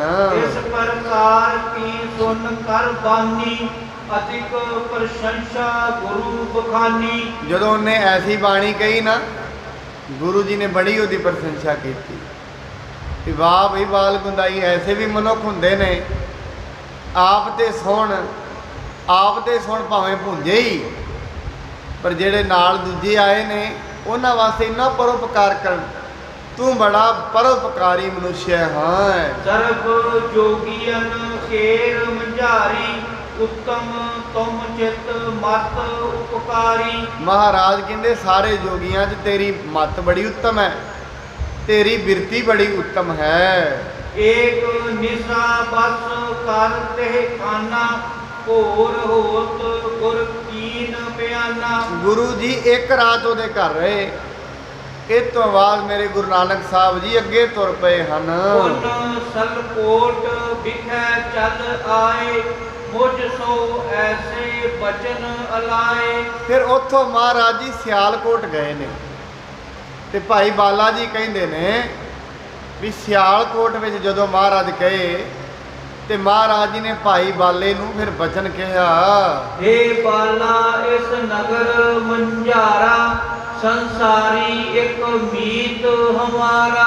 ਗੁਰੂ ਜੀ ਕਹਿੰਦੇ ਬਾਲਿਆ ਇਹ ਜਿਹੜਾ ਪਿੰਡ ਹੈ ਨਾ ਸਿਆਲਕੋਟ ਜਿਹੜਾ ਸ਼ਹਿਰ ਹੈ, ਇੱਥੇ ਮੇਰਾ ਇੱਕ ਦੋਸਤ ਰਹਿੰਦਾ, ਮਿੱਤਰ ਰਹਿੰਦਾ ਮੇਰਾ, ਹੈ ਉਹ ਸੰਸਾਰੀ ਹੈ, ਇਹ ਨਹੀਂ ਵੀ ਉਹ ਜਪੀ ਤਵੇ, ਹੈ ਸੰਸਾਰੀ ਹੈ ਤੇ ਉਹਨੂੰ ਅਸੀਂ ਇੱਥੇ ਮਿਲਣਾ ਹੈ। ਪੂਰਬ ਗਮਨਿਓ ਜੋ ਸੰਗਾਰਾ ਮੂਲਾ ਨਾਮ ਸੋ ਇਹ ਅਗਾਰਾ। ਮਹਾਰਾਜ ਕਹਿੰਦੇ ਨੇ ਉਹ ਪਹਿਲਾਂ ਮੇਰੇ ਨਾਲ ਜਦੋਂ ਮੈਂ ਉਦਾਸੀ ਤੇ ਗਿਆ ਤੇ ਉਹ ਮੇਰੇ ਨਾਲ ਗਿਆ ਸੀ ਤੇ ਉਸ ਦਾ ਨਾਮ ਭਾਈ ਮੂਲਾ ਹੈ। ਤੇ ਸੋ ਮਿਲਨ ਚਹਿ ਮਨ ਮੇਰਾ ਚਲੋ ਅਬੈ ਜਿੱਦ ਦਿਸ ਹੋਇ ਡੇਰਾ। ਤੁਸੀਂ ਨਾ ਹੁਣ ਮੂਲੇ ਦੀ ਸਾਖੀ ਦੇ ਵਿੱਚੋਂ ਸਾਧ ਸੰਗਤ ਜੀ ਇੱਕ ਚੀਜ਼ ਬੜੀ ਪ੍ਰਾਪਤ ਕਰੋਗੇ। ਚਲੋ ਗੁਰੂ ਉਹਨੂੰ ਘਰ ਮਿਲਣ ਜਾ ਰਹੇ ਹੈ, ਪਰ ਕਈ ਵਾਰੀ ਗੁਰੂ ਤੇ ਤਿਆਰ ਹੁੰਦਾ ਹੈ ਬਖਸ਼ਿਸ਼ ਕਰਨ, ਕਈ ਵਾਰੀ ਮਨੁੱਖ ਆਪਣੇ ਭਾਗ ਆਪ ਹੀ ਮਾੜੇ ਹੋ ਜਾਂਦੇ ਨੇ। ਹੁਣ ਮਹਾਰਾਜ ਕਹਿੰਦੇ ਨੇ ਮੇਰਾ ਮਨ ਕਰਦਾ ਹੈ, ਕਿੱਡਾ ਵੱਡਾ ਵੇਖੋ ਕਿੱਡੇ ਕਰਮ ਹੋਣਗੇ ਭਾਈ ਮੂਲੇ ਦੇ, ਜਿਹਨੂੰ ਮਿਲਣ ਵਾਸਤੇ ਗੁਰੂ ਨਾਨਕ ਦਾ ਮਨ ਕਰਦਾ ਪਿਆ। ਮਹਾਰਾਜ ਕਹਿੰਦੇ ਮੇਰੇ ਮਨ 'ਚ ਹੈ, ਕਿਉਂਕਿ ਜਿਹੜਾ ਸਤਿਪੁਰਖ ਹੁੰਦਾ ਹੈ ਉਹਦੇ ਮਨ ਦੇ ਵਿੱਚ ਵਿਚਾਰ ਨਹੀਂ ਚੱਲਦੇ ਹੁੰਦੇ। ਵਿਚਾਰ ਜਿਹੜੇ ਚੱਲਦੇ ਨੇ ਸੰਸਾਰੀ ਮਨੁੱਖਾਂ ਦੇ ਮਨ 'ਚ ਚੱਲਦੇ ਨੇ। ਔਰ ਅੱਜ ਕੱਲ੍ਹ ਤੇ ਮਨੋਵਿਗਿਆਨੀ ਮੰਨਦੇ ਨੇ 60,000 ਦੇ ਕਰੀਬ ਵਿਚਾਰ ਰੋਜ਼ ਆਉਂਦੇ ਨੇ ਮਨੁੱਖ ਦੇ ਮਨ 'ਚ। ਜਿਹੜਾ ਸਤਿਪੁਰਖ ਹੁੰਦਾ ਹੈ ਉਹਦੇ ਮਨ ਵਿੱਚ ਵਿਚਾਰ ਨਹੀਂ ਚੱਲਦੇ। ਇਸ ਕਰਕੇ ਰਾਤ ਨੂੰ ਜਦੋਂ ਸੌਂਦਾ ਵੀ ਹੈ ਨਾ, ਰਾਤ ਨੂੰ ਉਹਦਾ ਮਨ ਕੀ ਕਿੱਥੇ ਕਿੱਥੇ ਗਿਆ ਉਹਨੂੰ ਸਭ ਕੁਝ ਯਾਦ ਹੁੰਦਾ ਹੈ। ਸਵੇਰੇ ਉੱਠ ਕੇ ਵੀ ਉਹਨੂੰ ਪਤਾ ਹੁੰਦਾ ਹੈ ਮੇਰਾ ਮਨ ਕਿੱਥੇ ਸੀ। ਹੁਣ ਮਹਾਰਾਜ ਜੀ ਉਹਨੂੰ ਕਹਿੰਦੇ ਨੇ ਮੇਰਾ ਦਿਲ ਕਰਦਾ ਹੈ ਮੈਂ ਮੂਲੇ ਨੂੰ ਮਿਲਾਂ, ਚਲੋ ਹੁਣ ਉਹਦੇ ਘਰ ਚੱਲੀਏ, ਉਹਨੂੰ ਮਿਲਦੇ ਹਾਂ। ਅਸ ਕਹਿ ਚੱਲ ਮੂਲੇ ਕੋ ਪੌਰ ਆਏ ਖਰੇ ਬੇਦੀ ਸਿਰ ਮੋਰ। ਐਵੇਂ ਕਹਿ ਕੇ ਨਾ ਮੇਰੇ ਸੱਚੇ ਪਾਤਸ਼ਾਹ ਜਾ ਕੇ ਮੂਲੇ ਦੇ ਘਰ ਖਲੋ ਗਏ। ਉਹਦੇ ਘਰ ਦੇ ਅੱਗੇ ਜਾ ਕੇ ਉਹਨਾਂ ਮਹਾਰਾਜ ਖਲੋਤੇ ਹਨ ਤੇ ਮੂਲੇ ਨੂੰ ਆਵਾਜ਼ ਮਾਰਦੇ ਹਨ, ਕਰਨੀ ਸਨਮੁਖ ਜਬਹਿ ਨਿਹਾਰੇ ਨਿਜ ਪਤ ਸੋ ਅਬ ਬਚਨ ਉਚਾਰੇ। ਪਰ ਮੂਲੇ ਦੀ ਘਰ ਦੀ ਨੇ ਜਦੋਂ ਵੇਖਿਆ ਨਾ ਗੁਰੂ ਨਾਨਕ ਸਾਹਿਬ ਜੀ ਨੂੰ, ਘਰਨੀ ਕਹਿੰਦੇ ਨੇ ਘਰ ਵਾਲੀ ਨੂੰ, ਤੇ ਉਹਨੇ ਨਾਲ ਦੀ ਨਾਲ ਮੂਲੇ ਨੂੰ ਇੱਕ ਬਚਨ ਕਿਹਾ ਹੈ, ਪੂਰਬ ਗਮਨਿਓ ਜਾਹੇ ਸੰਗਾਰੇ ਸੋ ਅਬ ਸਾਧੂ ਆਏ ਤਬ ਦੁਆਰੇ। ਕਹਿਣ ਲੱਗੀ ਮੂਲਿਆ ਇਹ ਪਤੀ ਜੀ ਜਿਨ੍ਹਾਂ ਨਾਲ ਪਹਿਲਾਂ ਗਏ ਹੋ ਸੀ ਨਾ ਤੁਸੀਂ, ਉਹ ਹੁਣ ਆ ਗਏ ਨੇ ਦੁਬਾਰਾ, ਤੁਹਾਨੂੰ ਮਿਲਣ ਲਈ ਆ ਰਹੇ ਹਨ। ਘਰ ਮੈਂ ਤੁਰਨ ਤੁਰਿਐ ਜਾਈ ਨਾਹਿ ਤਾ ਤੁਝ ਕੋ ਲਿਹੋ ਬੁਲਾਈ। ਉਹ ਕਹਿੰਦੀ ਹੈ ਵੇਖੋ ਕੀ ਉਹਨੂੰ ਸਿਆਣਪ ਕੀ ਦੇ ਰਹੀ ਹੈ। ਗੁਰੂ ਨਾਨਕ ਸਾਹਿਬ ਤੇ ਮਿਲਣਾ ਨੇ ਉਹ ਡਰਦੀ ਹੈ ਵੀ ਕਿਤੇ ਮਤਾ ਪਹਿਲੇ ਜਾਵੇਂ ਲੈ ਜਾਣ ਤੇ ਫਿਰ ਵੜਨ ਹੀ ਨਾ ਸਾਲ। ਤੇ ਉਹ ਕਹਿ ਰਹੀ ਹੈ ਵੀ ਆ ਗਏ ਨੇ ਤੈਨੂੰ ਲੈਣ ਵਾਸਤੇ, ਫਟਾਫਟ ਜਾ ਕੇ ਤੂੰ ਅੰਦਰ ਲੁਕ ਜਾ। ਜਗ ਪੈ ਮੂਲਾ ਪ੍ਰਭ ਕੋ ਜਾਣਤ ਮਹਿਮਾ ਕੀਨੀ ਰੀਤ ਪਛਾਨਤ। ਪਰ ਮੂਲਾ ਜਿਹੜਾ ਸੀ ਨਾ ਉਹ ਗੁਰੂ ਜੀ ਨੂੰ ਜਾਣਦਾ ਸੀ, ਉਹ ਗੁਰੂ ਦੀ ਰੀਤੀ ਜਾਣਦਾ ਸੀ, ਗੁਰੂ ਦੀ ਸ਼ਕਤੀ ਨੂੰ ਜਾਣਦਾ ਸੀ। ਕਰਾਮਾਤ ਯੁਗ ਅੰਤਰ ਜਾਮੀ ਕਰੈ ਜੋ ਚਾਹੈ ਸਭ ਘਟ ਸੁਆਮੀ। ਕਹਿੰਦੇ ਅਸਲ ਦੇ ਵਿੱਚ ਗੁਰੂ ਜੀ ਕੋਲ ਕਰਾਮਾਤ ਹੈ। ਮੂਲਾ ਕਹਿੰਦਾ ਗੁਰੂ ਅੰਤਰਜਾਮੀ ਹੈ, ਉਹ ਤੇ ਘਟ ਕੇ ਅੰਤਰ ਕੀ ਜਾਣਤ। ਸ਼ਾਇਦ ਆਪਣੀ ਘਰ ਵਾਲੀ ਨੂੰ ਕਹਿੰਦਾ ਵੀ ਹੋਏਗਾ ਲੁਕਾਂ ਕਿੱਥੇ, ਉਹ ਤੇ ਸਭ ਕੁਝ ਜਾਣਦੇ ਨੇ, ਕਿੱਥੇ ਲੁਕਾਂਗਾ। ਉਹਦੇ ਖੰਡਾ ਬ੍ਰਹਮੰਡਾਂ ਦਾ ਗਿਆਨ ਹੈ, ਜਿਨ੍ਹਾਂ ਨੂੰ ਆਕਾਸ਼ਾਂ ਆਕਾਸ਼ ਲਖ ਪਾਤਾਲਾਂ ਪਾਤਾਲ ਪਾਤਾਲਾਂ ਪਾਤਾਲ ਲਖ ਆਕਾਸ਼ਾਂ ਆਕਾਸ਼, ਜਿਨ੍ਹਾਂ ਨੂੰ ਲੱਖਾਂ ਪਤਾਲਾਂ ਦਾ ਪਤਾ ਹੈ, ਲੱਖਾਂ ਆਕਾਸ਼ਾਂ ਦਾ ਪਤਾ ਹੈ, ਮੈਂ ਉਹਨਾਂ ਸਾਹਮਣੇ ਕਿੱਥੇ ਲੁਕਾਂ। ਇਹ ਕਹਿ ਰਿਹਾ ਅੰਦਰ ਜਾਣਦਾ ਵੀ ਹੈ ਮੁੱਲਾ। ਸਤਪ ਤੇ ਨੈ ਮਤ ਵਿੱਚ ਲਾਈ, ਤੁਰਨ ਪਰਿਓ ਸਦਨ ਮਹਿ ਜਾਈ। ਪਰ ਉਹਦੇ ਘਰ ਦੀ ਨੇ ਨਾ ਉਹਦੀ ਮੱਤ ਵਿਚਲਾ ਦਿੱਤੀ। ਪੱਕਾ ਨਹੀਂ ਹੋਏਗਾ, ਵਿਚਲਾ ਦਿੰਦੇ ਨੇ। ਕਈ ਵਾਰੀ ਮਨੁੱਖ ਦਾ ਆਪਸੀ ਦੋਸਤ ਵਿਚਲਾ ਦਿੰਦਾ ਹੈ। ਮਨੁੱਖ ਤੁਰਿਆ ਤੇ ਗੁਰਦੁਆਰੇ ਆਉਂਦਾ ਹੈ, ਨਾਲ ਦੇ ਮੱਤ ਵਿਚਲਾ ਦਿੰਦੇ ਨੇ। ਕੀ ਕਰੇਗਾ ਗੁਰਦੁਆਰੇ ਜਾ ਕੇ? ਚੱਲ ਬਾਹਰ ਚੱਲ ਗਏ। ਕਈ ਵਾਰੀ ਕੋਈ ਮਨੁੱਖ ਛੱਡਣਾ, ਐਸੇ ਉਹਦੇ ਕਰਮ ਹੀ ਨੇ ਵੀ ਉਹਨੂੰ ਐਸੇ ਸੱਜਣ ਮਿਲਦੇ ਨੇ। ਆਉਣਾ ਤੇ ਮਨੁੱਖ ਗੁਰਦੁਆਰਾ ਸਾਹਿਬ ਚ ਆਉਂਦਾ, ਮੱਤ ਉਹਦੇ ਵਿਚਲਾ ਦਿੰਦੇ ਨੇ। ਕਹਿੰਦੇ ਇਸੇ ਤਰੀਕੇ ਦੇ ਨਾਲ ਮੂਲੇ ਦੀ ਜਿਹੜੀ ਮੱਤ ਹੈ ਨਾ, ਉਹਦੀ ਘਰ ਦੀ ਨੇ ਵਿਚਲਾ ਦਿੱਤੀ ਹੈ। ਉਹ ਮੈਂ ਸੁਸਕ ਪਰੇ ਜੇ ਆਈ, ਬਡੋ ਤਿਮਰ ਤੈ ਦੇਹ ਦੁਰਾਈ। ਉਹਦੇ ਘਰ ਦੇ ਵਿੱਚ ਨਾ ਸੁੱਕੇ ਗੋਹੇ ਹੁੰਦੇ ਨੇ, ਜਿਹੜੇ ਪਾਥੀਆਂ ਅਸੀਂ ਬਣਾਉਂਦੇ ਹਾਂ, ਉਹ ਉਹਨਾਂ ਦਾ ਢੇਰ ਲੱਗਿਆ ਸੀ ਤੇ ਅੰਦਰ ਹਨੇਰਾ ਸੀ, ਤੇ ਮੂਲਾ ਜਾ ਕੇ ਉਸ ਹਨੇਰੇ ਦੇ ਵਿੱਚ ਲੁਕ ਗਿਆ। ਸ੍ਰੀ ਨਾਨਕ ਜਾਨੀ ਵਿਦ ਸਾਈ, ਮੂਲੇ ਮੂਲੇ ਊਚ ਅਲਾਈ। ਗੁਰੂ ਜੀ ਨੇ ਨਾ ਸਾਰੀ ਵਿਦ ਜਾਣ ਲਈ। ਮੇਰੇ ਮਹਾਰਾਜ ਜੀ ਦਰਵਾਜ਼ੇ ਤੇ ਖਲੋ ਕੇ ਆਵਾਜ਼ ਮਾਰਦੇ ਨੇ, ਮੂਲਿਆ ਮੂਲਿਆ ਬਾਹਰ ਆ। ਚਲੋ ਕਿੱਡਾ ਹੈ ਤੇ ਕਿਸਮਤ ਵਾਲਾ ਹੀ ਸੀ ਜਿਹਦੇ ਘਰ ਦੇ ਗੇਟ ਤੇ ਖਲੋ ਕੇ ਗੁਰੂ ਆਵਾਜ਼ਾਂ ਮਾਰਦਾ, ਮੂਲਿਆ ਬਾਹਰ ਆ। ਵੇਖੋ ਅਸੀਂ ਤੇ ਗੁਰੂ ਨੂੰ ਮਿਲਣ ਗੁਰਦੁਆਰੇ ਆਏ ਆ, ਤੇ ਮੂਲੇ ਨੂੰ ਮਿਲਣ ਗੁਰੂ ਗਿਆ ਉਹਦੇ ਘਰ। ਕੋਈ ਛੋਟਾ ਨਹੀਂ ਸੀ, ਕਰਮ ਉਹਦੇ ਕੋਈ ਕਰਮ ਬਲਵਾਨ ਸਨ ਜਿਹਨੂੰ ਗੁਰੂ ਮਿਲਣ ਗਿਆ ਹੈ। ਤੇ ਗੁਰੂ ਵੇਖੋ ਕਈ ਵਾਰੀ ਘਰ ਗਿਆ ਗੁਰੂ ਘਰ ਹੋਏ, ਮਨੁੱਖ ਦੇ ਭਾਗ ਹੀ ਮੰਗਦੇ ਹੋ ਜਾਣ। ਗੁਰੂ ਗ੍ਰੰਥ ਸਾਹਿਬ ਘਰ ਜਾਂਦੇ ਨੇ, ਮਨੁੱਖ ਸਤਿਕਾਰ ਹੀ ਨਹੀਂ ਕਰਦਾ। ਕਈ ਵਾਰੀ ਐਸਾ ਵੀ ਦੇਖਿਆ ਗਿਆ ਹੈ। ਗੁਰੂ ਘਰ ਬੈਠਾ ਹੁੰਦਾ ਹੈ, ਦੁਨੀਆ ਦਾ ਮਾਲਕ, ਮਨੁੱਖ ਆਪਣੇ ਕੰਮਾਂ ਨੂੰ ਤੁਰੀ ਫਿਰਦਾ ਰਹਿੰਦਾ ਹੈ। ਇਹਨੂੰ ਇਹ ਨਹੀਂ ਪਤਾ ਉਹ ਤੇਰੇ ਘਰ ਜਿਹੜਾ ਆ ਕੇ ਬੈਠਾ ਹੈ, ਇਹ ਅਖੰਡ ਪਾਠ ਦਾ ਮਤਲਬ ਹੈ ਤੇਰੇ ਘਰ ਗੁਰੂ ਬੋਲ ਰਿਹਾ 3 ਦਿਨ। ਗੁਰੂ ਆ ਕੇ ਤੇਰੇ ਘਰ ਬਚਨ ਸੁਣਾ ਰਿਹਾ ਹੈ 3 ਦਿਨ, ਤੇ ਘੱਟੋ ਘੱਟ ਕਿਤੇ ਨਾ ਜਾ। ਜੇ ਗੁਰੂ ਦਾ ਸਤਿਕਾਰ ਕਿਵੇਂ ਬਣਦਾ ਹੈ? ਸਾਡੇ ਘਰ ਕੋਈ ਵੱਡਾ ਰਿਸ਼ਤੇਦਾਰ ਆਏ ਨਾ, ਉਹ ਘਰ ਹੋਏ ਤੇ ਅਸੀਂ 4-4 ਘੰਟੇ ਘਰ ਆਈਏ ਨਾ ਤੇ ਉਹਦੇ ਕੋਲ ਬਹੀਏ ਨਾ, ਅਗਲੀ ਵਾਰੀ ਉਹ ਕਹਿ ਜਾਂਦਾ ਵੀ ਅਗਲੀ ਵਾਰੀ ਨਹੀਂ ਆਵਾਂਗਾ। ਮੈਂ ਆਇਆ, ਮੇਰਾ ਆਦਰ ਕੀਤਾ ਤੁਸੀਂ, ਮੈਂ ਘਰ ਆ ਕੇ ਬੈਠਾ, ਤੁਸੀਂ ਆਪਣੇ ਕੰਮ ਕਰਦੇ ਫਿਰਦੇ ਹੋ। ਸਿਆਣਾ ਰਿਸ਼ਤੇਦਾਰ ਨਹੀਂ ਮੁੜ ਕੇ ਉਸ ਘਰ 'ਚ ਜਾਂਦਾ। ਸਿਆਣਾ ਜਿਹੜਾ ਨਹੀਂ ਸਿਆਣਾ ਉਹਦੇ ਤੁਰੇ ਰਹਿੰਦਾ। ਇਸ ਕਰਕੇ ਮਹਾਰਾਜ ਜੀ ਉਹਦੇ ਘਰ ਗਏ ਨੇ, ਆਵਾਜ਼ ਮਾਰ ਰਹੇ ਨੇ, ਮੂਲਿਆ ਬਾਹਰ ਆ। ਪਰ ਮੂਲੇ ਦੀ ਜਿਹੜੀ ਮੱਤ ਹੈ, ਕਰਮ ਕੋਈ ਮਾੜਾ ਅੱਗੇ ਆ ਗਿਆ, ਮੱਤ ਵਿਚਲ ਗਈ ਹੈ। ਸੁਨੀ ਗੁਹਾਰ ਨਾਰ ਨਿਜ ਕਾਨਾ, ਪ੍ਰਭ ਕੇ ਸਨਮੁਖ ਬਚਨ ਬਖਾਨਾ। ਉਹਦੀ ਘਰ ਦੀ ਨੇ ਜਦੋਂ ਆਵਾਜ਼ ਸੁਣੀ ਨਾ ਮਹਾਰਾਜ ਦੀ, ਤੇ ਪ੍ਰਭ ਜੀ ਗੁਰੂ ਨਾਨਕ ਸਾਹਿਬ ਜੀ ਨੂੰ ਆਪਣਾ ਬਚਨ ਕਹਿੰਦੀ ਹੈ। ਜਿਸੇ ਪੁਕਾਰ ਸੋ ਨਾਹੇ ਧਾਮੂ, ਕਾਜ ਕਰਨ ਦਮਨਿਓ ਕਿਤ ਗ੍ਰਾਮੂ। ਉਹ ਕਹਿੰਦੀ ਹੈ ਜਿਹਨੂੰ ਆਵਾਜ਼ਾਂ ਮਾਰਦੇ ਹੋ ਨਾ ਸੰਤ ਜੀ, ਉਹ ਨਹੀਂ ਘਰ ਹੈ, ਉਹ ਤੇ ਕਿਸੇ ਪਿੰਡ ਗਿਆ ਕੰਮ ਕਰਨ ਲਈ। ਇਹ ਨਹੀਂ ਜਾਣਦੀ ਵੀ ਜਿਹੜਾ ਆਵਾਜ਼ਾਂ ਮਾਰੇ ਉਹ ਸਭ ਹੀ ਜਾਣਦਾ ਹੈ।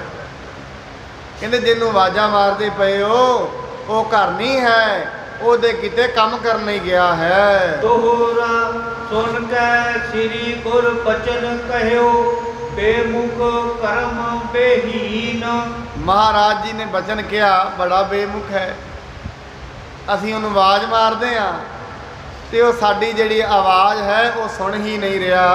ਹਮ ਆਏ ਤੁਝ ਮਿਲਨ ਕੋ, ਛਪਨ ਸਦਨ ਮਹਿਕੀਨ। ਕਹਿੰਦੇ ਮੂਲਿਆ ਉਹ ਤੈਨੂੰ ਮਿਲਣ ਆਏ ਸੀ ਅਸੀਂ ਭਾਈ, ਉਹ ਤੂੰ ਆਪਣੇ ਘਰ ਵਿੱਚ ਹੀ ਲੁਕ ਗਿਆ। ਤੈਨੂੰ ਤੇ ਮਿਲਣ ਆਏ ਸੀ ਅਸੀਂ, ਤੂੰ ਆਪਣੇ ਘਰ ਵਿੱਚ ਲੁਕ ਗਿਆ ਹੈ।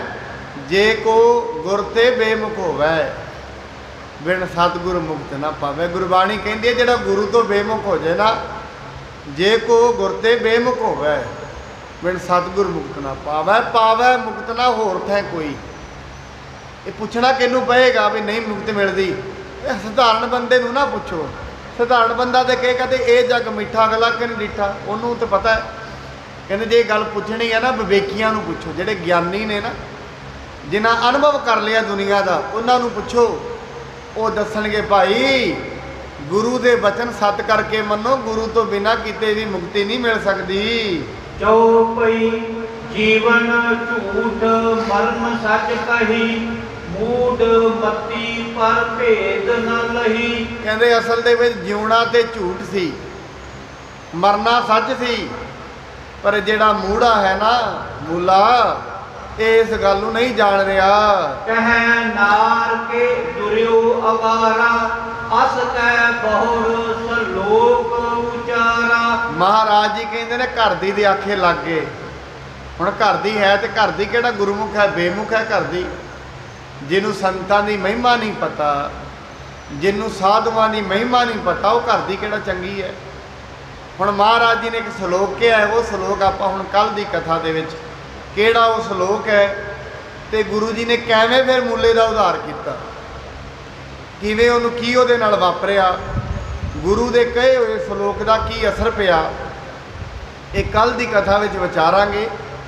ਅਸਲ ਦੇ ਵਿੱਚ ਮੂਲੇ ਦੇ ਭਾਗ ਹੈ ਜਿਹੜੇ, ਉਹਦੀ ਘਰ ਦੀ ਦੇ ਕਰਕੇ ਮਾੜੇ ਹੋ ਗਏ। ਘਰ ਦੀ ਨੇ ਉਹਨੂੰ ਚੰਗੀ ਸਲਾਹ ਨਹੀਂ ਦਿੱਤੀ, ਗੁਰਦੁਆਰੇ ਆਉਣ ਨਹੀਂ ਦਿੱਤਾ, ਗੁਰੂ ਦੇ ਬਚਨ ਉਹਨੂੰ ਸੁਣਨ ਨਹੀਂ ਦਿੱਤੇ, ਗੁਰੂ ਨੂੰ ਮਿਲਣ ਨਹੀਂ ਦਿੱਤਾ। ਇਸ ਕਰਕੇ ਉਹਦੇ ਭਾਗ ਜਿਹੜੇ ਨੇ ਉਹ ਮੰਦੇ ਹੋ ਗਏ। ਹੁਣ ਕੱਲ ਦੀ ਕਥਾ ਵਿੱਚ ਮਹਾਰਾਜ ਕਿਰਪਾ ਕਰਨ, ਅਸੀਂ ਅਗਲੀ ਜਿਹੜੀ ਕਥਾ ਹੈ ਮੂਲੇ ਦੀ, ਉਹ ਕੱਲ ਦੀ ਕਥਾ ਦੇ ਵਿੱਚ ਵਿਚਾਰਣੀ ਕਰਾਂਗੇ। ਇੰਨੀਆਂ ਬੇਨਤੀਆਂ ਪ੍ਰਵਾਨ ਕਰਨੀਆਂ, ਹੋਈ ਭੁੱਲ ਚੁੱਕ ਦੇ ਲਈ ਖਿਮਾ ਕਰਨੀ ਜੀ। ਸਾਹਿਬ ਸ੍ਰੀ ਗੁਰੂ ਮਹਾਰਾਜ ਕਿਰਪਾ ਕਰਨ, ਸਾਡੇ ਤੇ ਮਿਹਰ ਭਰੇ